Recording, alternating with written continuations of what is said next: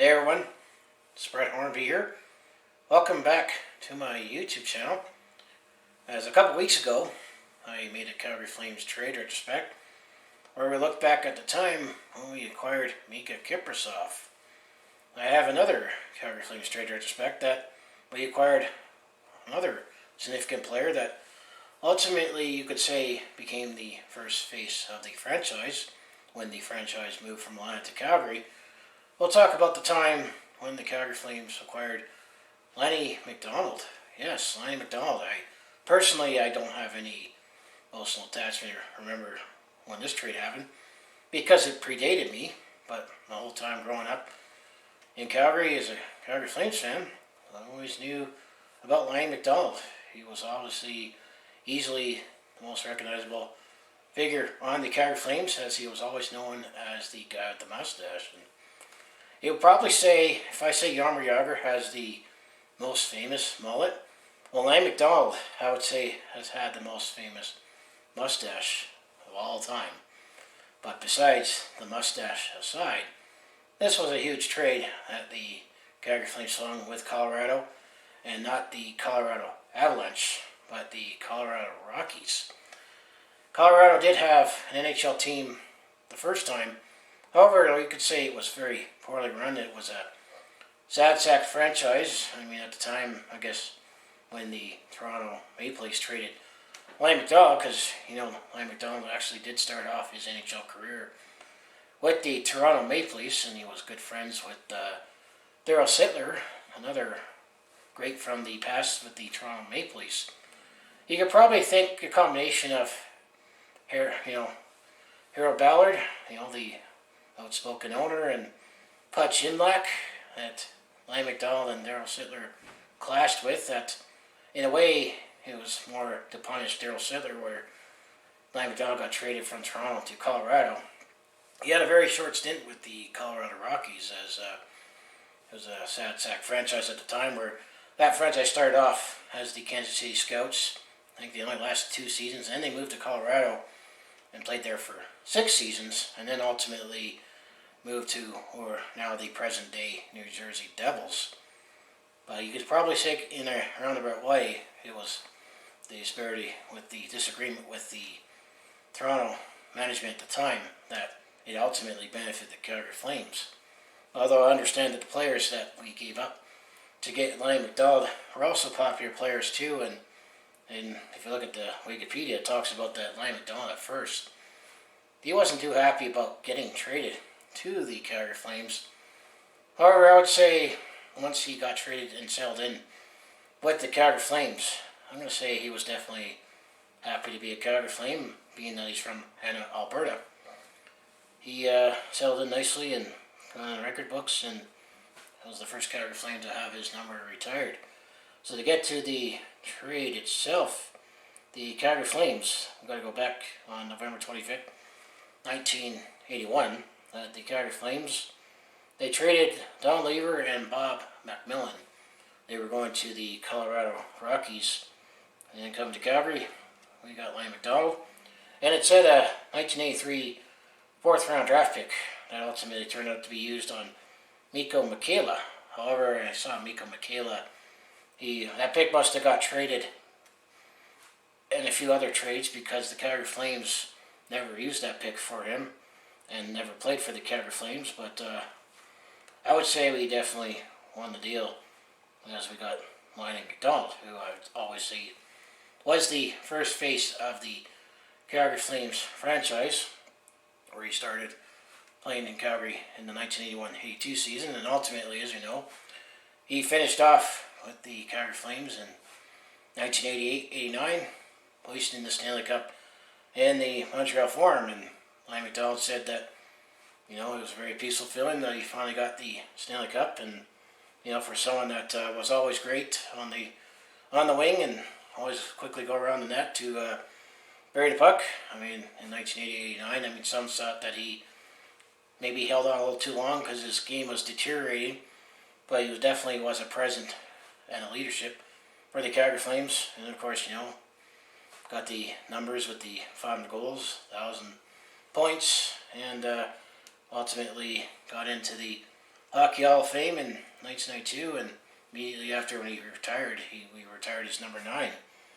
And also in 1982-83, Lanny McDonald is in the record books, which you might say this record might never be broken, but he scored 66 goals that season, which is a franchise record. Keep in mind that, Alexander Ovechkin and Steven Stamkos, the closest I've seen to get to 66, I think they each had a 65-goal season in their careers. So I think it's pretty safe right now that I don't see a Calgary Flame surpassing 66 goals in a season at this stage, but you never know. But what was also unique with that season is Lanny McDonald was definitely known as a goal scorer. He had 66 goals that season, but he did not score 100 points. So that's also very interesting.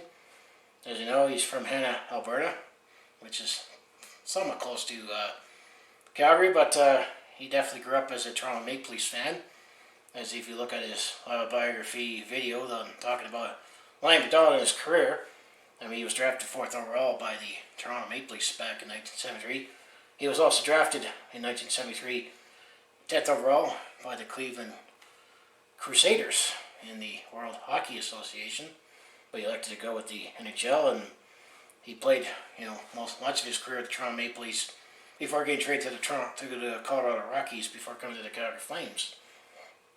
So, that was definitely the centerpiece of the deal, because at the time when he got traded from the Colorado Rockies to the Calgary Flames, as Cliff Fletcher also says that the general manager of the Calgary Flames, he also actually tried to acquire Lanny McDonald back when he was in Atlanta as well, so maybe it was meant to be.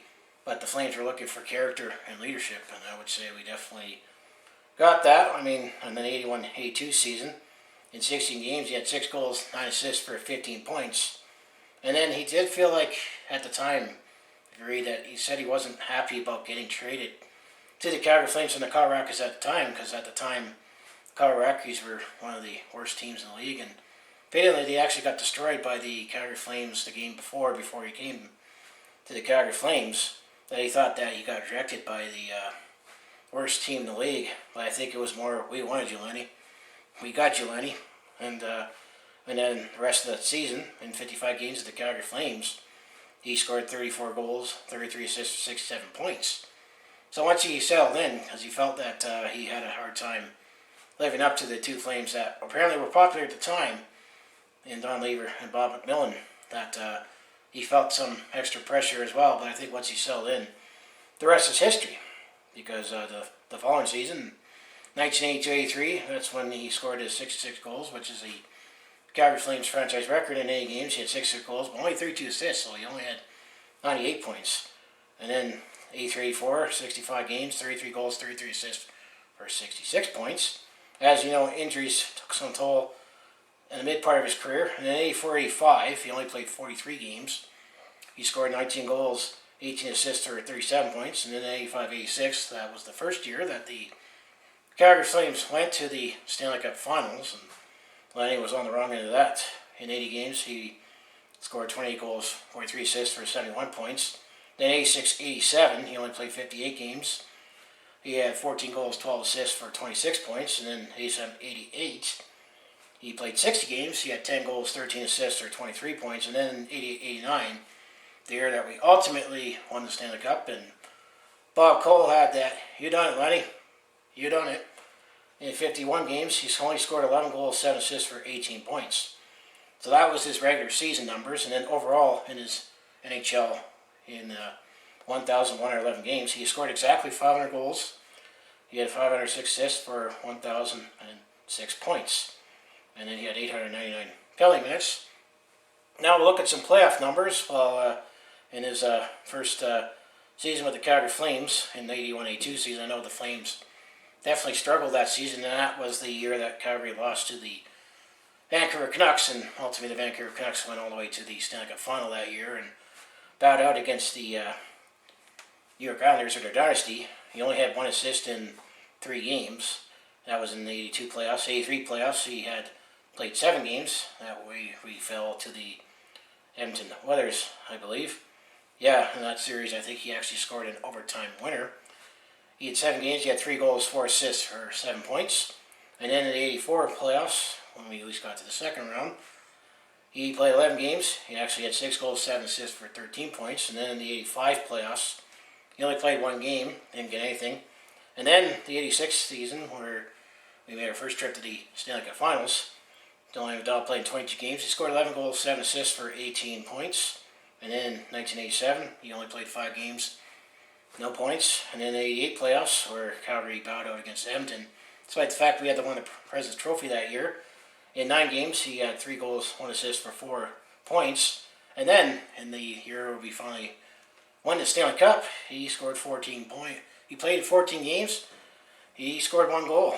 But that 1 goal was very iconic, where he scored to get up 2-1, coming out with the penalty box.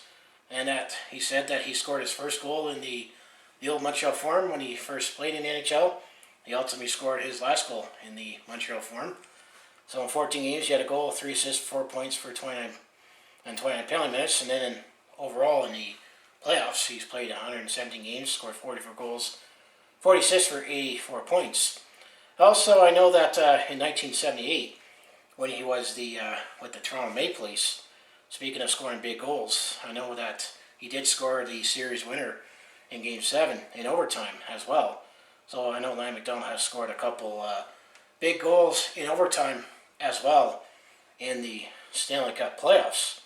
And of course, won the Bill Masterton Trophy for the education and sportsmanship in 1983. He's got the King Clancy Memorial Award. He was the first one to win it to show leadership and humanitarian presence, because he was a big part of the Special Olympics as well, with the time when he was with the Calgary Flames, and he was definitely a very charitable person as well. But ultimately, I think getting that Stanley Cup is the one trophy that he cherished the most. So if you look at the other players that were involved in this trade, let's first look at Don Lever, who was a left winger. I mean, he played in the NHL from 1972 to 73, and then until 1986-87. He was drafted 3rd overall by the Vancouver Canucks all the way back in 1972. He played with the Vancouver Canucks, and then he was an Atlanta Flame, and then when the team moved from Atlanta to Calgary, so he was with the Calgary Flames, and then he got to the Colorado Rockies, and then when that franchise moved to the New Jersey, so he became a New Jersey Devil, and the Buffalo Sabre. So if you're looking at his career stats, I mean, overall in the NHL, he did play over 1,000 games. He actually played 1,020 games, scored 313 goals, 337 assists for 680 points, fired 93 penalty minutes. And then he played in 30 Stanley Cup playoff games, scored 7 goals, 10 assists for 17 points. So when he was with the Flames, he got traded to the Atlanta Flames from the Vancouver Canucks in the 1979-80 season, which was the last season that the Flames played in Atlanta. Overall, when he was with the 79-80 season, the 51 games he was with the Vancouver Canucks, he scored 21 goals, 70 assists for 38 points. And then when he went to the Atlanta Flames, he had a point a game pace, as he played 28 games with the Atlanta Flames, scored 14 goals, 16 assists for 30 points. And then when he went his first full season with the Calgary Flames, when the Flames moved to Calgary, in 62 games, he had 26 goals, 31 assists for 57 points, and then he played 23 games with the Calgary Flames before getting traded to the Colorado Rockies. In 23 games, he had 8 goals, 11 assists for 19 points. And then when he went to Colorado to round up the 81-82 season, he had 59 games, he had 22 goals, 28 assists for 50 points. So looking at how Don Lever played, I would say his most prolific season. I mean, he had 38 goals in 1974-75 with the Vancouver Canucks in 8 games. He had 38 goals, 30 assists for 60 points. Let's see, he had 1, 2, 3, 4, 5, 6, 7, 8, 9. So he had 9 seasons, at least, that I can count, of at least 20 or more goals. So it's not like we traded a couple of slouches away for the rights to get Lanny McDonald. And I mean, when he played in the All-Star game in 1982, after when we got traded to the Colorado Rockies. But we had a pretty solid player, and understand he was popular with the Calgary fans, and that's where Lanny McDonald felt the pressure to live up to them. But I'd say he settled in nicely. So that was Don Lever. And then when it comes to Bob McMillan, he was also a left winger who played in the NHL from 1974 to 75 to 1984-85. He actually is from Charlottetown, PEI. South Porcupine was where Don Levering was from in Ontario. So he actually played a career with the WHA and the NHL as well, because he played for the Minnesota Fighting Saints. Then he played for the New York Rangers, and then he played for the St. Louis Blues. And then he played for the Atlanta Flames, and then he moved from Atlanta to Calgary when the franchise moved to Calgary. And then he got traded to the Colorado Rockies in this trade, and then eventually he went to the New Jersey Devils when the Colorado Rockies moved to New Jersey. And then he last played with the Chicago Blackhawks, and this is when the Blackhawks was 2 words instead of 1 like it is today. Ultimately, is another player that was drafted in the first round as well. So 3 of the players that were involved in this trade were all drafted in the first round of their respective drafts, as he was drafted 15th overall in 1972 by the New York Rangers. So I think he was drafted as a free agent, signed as a free agent with the Minnesota Fighting Saints first as well. The first version of the Minnesota Fighting Saints, if you look at the WHA. So overall in the NHL, he's played 753 games, scored 228 goals, 349 assists for 577 points and 260 penalty minutes. Also the WHA, he played 153 games, scored 27 goals, 61 points for 88 points in total. And then in 31 NHL Stanley Cup playoff games, he had 8 goals, 11 assists for 19 points. And then 16 WHA playoff games, he had 2 goals, 6 assists for 8 points in total. So looking at Bob McMillan, well, he was definitely much more of a scoring, because the second last season that the Flames were in Atlanta, he actually surpassed the 100-point total, and that was the only time he did that in his NHL career. In 1977-78 or 78-79 with the Atlanta Flames, he played 77 games, scored 37 goals, 71 assists for 108 points, let me say. And then when he was with the Calgary Flames, the first season that the Flames were in Calgary, in 77 games, he had 28 goals, 35 assists for 63 points.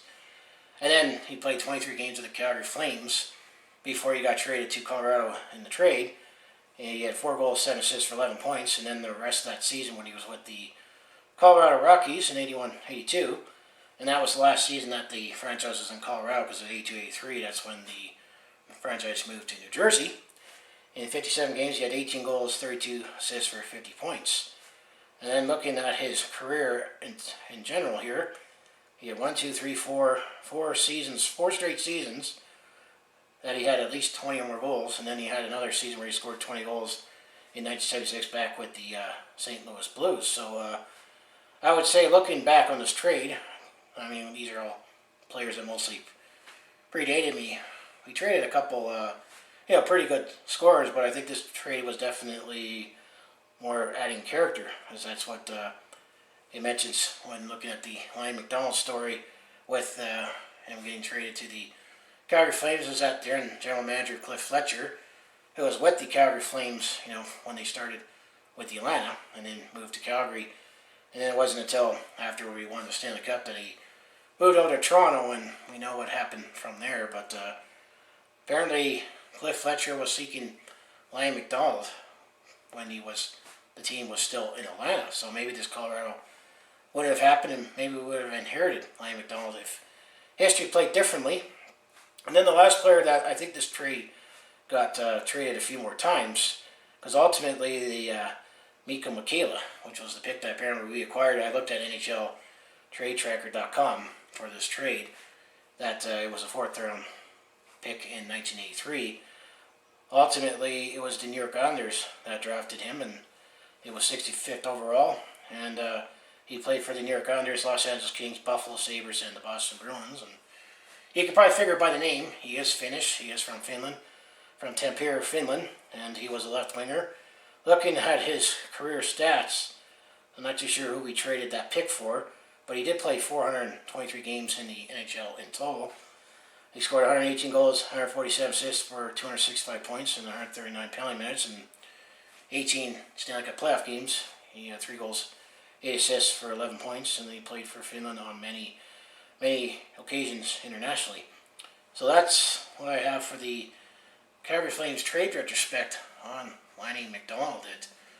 It was obviously before my time, and it was definitely exciting that how we got Lanny McDonald, and in some roundabout way, we could maybe thank the Toronto Maple Leafs, because I still think if the Harold Ballard didn't come in and punch in Lack, who apparently heard that back in the day he was a hard ass as a coach as well, that Daryl Sittler, who Lanny McDonald was buddies with, had a few with it, and then ultimately it was Daryl Sittler who refused to get traded, so ultimately he said, we're not going to trade, we'll trade your buddy, and Lanny McDonald got traded to the Colorado Rockies, and the only full season that the Colorado Rockies that Lanny McDonald played, he was captain, and he actually played under Coach Don Cherry. You might not know that about Don Cherry, that is most notably, being time when he coached with the Boston Bruins, and then he, has that infamous game, I think it was in 1979, where the too many men penalty, and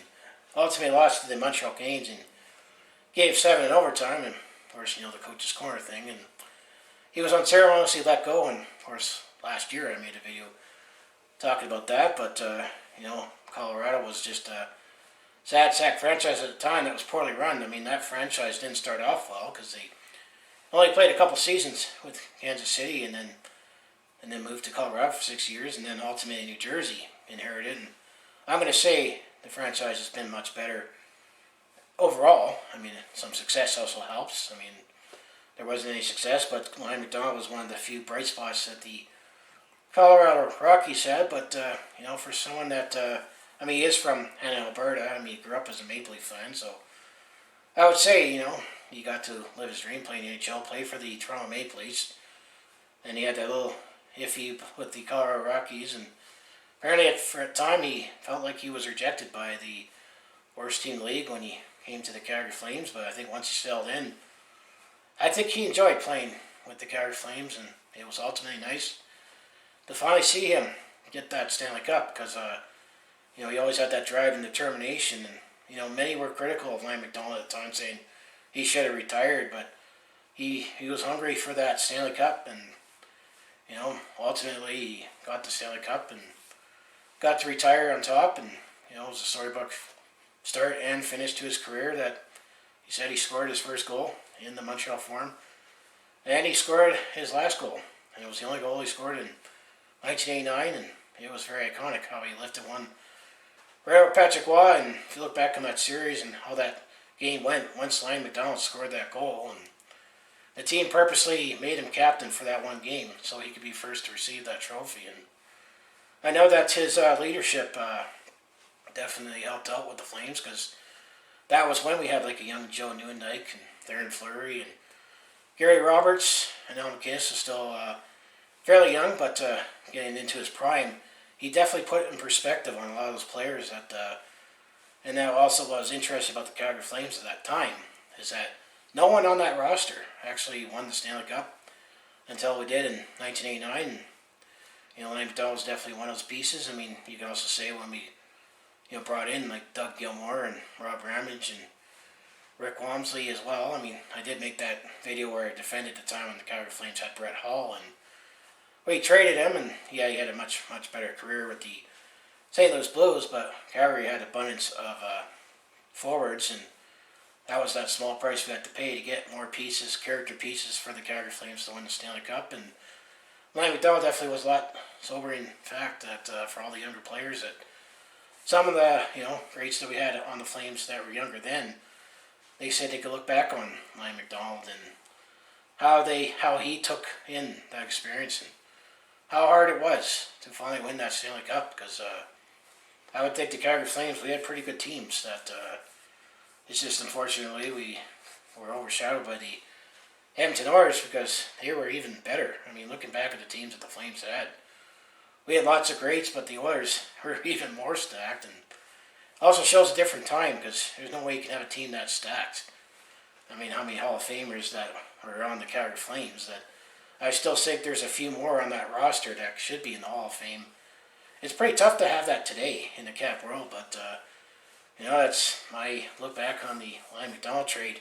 First someone that happened before my time, and just reading what I won there, that I would say this was the first face of the franchise that the Calgary Flames have acquired when the team moved to Calgary, and now Lanny McDonald serves on the chair of the committee for the Hockey Hall of Fame, and it was also nice to see when we retired Lanny McDonald was numbers first retired, and then Mike Vernon was second, and then a couple of years ago we retired Jerome McGinley's number 12, and it was nice to see pictures of Jerome McGinley and Lanny McDonald, where those are like the biggest faces of the franchise that the Flames ever had, and of course they both came here in a trade that was very significant at the time, and you can always debate on who is the greatest Flame of all time. I would probably say now, I would say it's Jerome McGinley, but Lanny McDonald was a close second.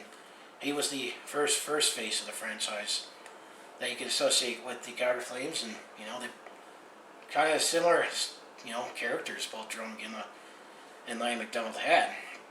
So I just say, what do you think of it? And you could probably think, if it wasn't for the falling out with the Toronto Maple Leafs, maybe Lanny McDonald would have been a Toronto Maple Leaf his whole career. That's just being hypothetical. That's alternate universe talk. But I'll have a few more.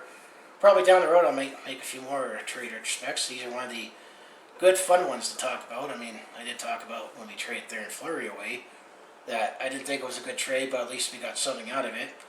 Speaking of Jerome McGinley, I talked about when we traded Joe Nieuwendyk away, and we traded for this Jerome McGinley guy that turned out to be alright. Speaking of Doug Gilmour, I had to look back on the time when we traded Doug Gilmour away, and I think that is the worst trade that the Calgary Flames have ever made with the Toronto Maple Leafs. And I also looked at, when we got Conroy back. Also, when we traded Dion Phaneuf away to the Toronto Maple Leafs, which I didn't think was a good of a trade. And I had to talk about Ole Jokinen, how we tried so hard to get him. And then we traded him away to only get him back, which that was weird. I have a playlist of that where I look at trade respect. I talked about Brett Hull. And then a couple weeks ago I talked about Kipper, but it wasn't that big a trade. And all those other trades I mostly remember, but this one happened before my time, and it's something to always fun to look back on what happens, what sets up the deal to trade, or who we trade away, what we got, and what happened to all the pieces. That's always fun to look back on trades. So sometimes you just never know, especially if someone gets traded for a couple draft picks. Because I also talked about when we traded Sam McCarthy for Jason Weimer, and a couple picks that we trade away to get Jason Weimer. One of them definitely bit us in the end if you look at all those videos. So what do you think of this trade retrospect? It was great that we got Lanny McDonald, and it was nice to see him be a Calgary Flame and do what he did, and obviously ultimately win that Stanley Cup as he so deserved it. And I mean, fortunately, not everybody that that had a great career or that was a great personality gets to win that Stanley Cup, but thankfully Lanny McDonald did. So as I say, if you want to follow along with this Calgary sports fans journey, home the Flames, Hitmen, Roughnecks, and Stampeders, I mostly do talk Calgary sports on my YouTube channel, but I also do personal vlogs, attempt to comedy, and I also do share my experiences on the road or at a sport event. So if that all sounds like it'd be interesting to watch, do follow along with this Calgary sports fans journey. You know what you do, just make sure you like, subscribe. I also have my other social media links down in the description below. For other ways you can follow me, and I know that maybe I'll suggest maybe a few other ideas. What trade retrospects do you want me to look back on that's significant enough? I mean, I've covered a lot of them, but there's a few more that eventually will look at making a video on. I try to time it around the time of year and the date when it happens. So if there's a few players you might think of that it didn't happen until the summer, well, I'll wait till then. But I'll say, go Flames go, and I'll see you in the next video.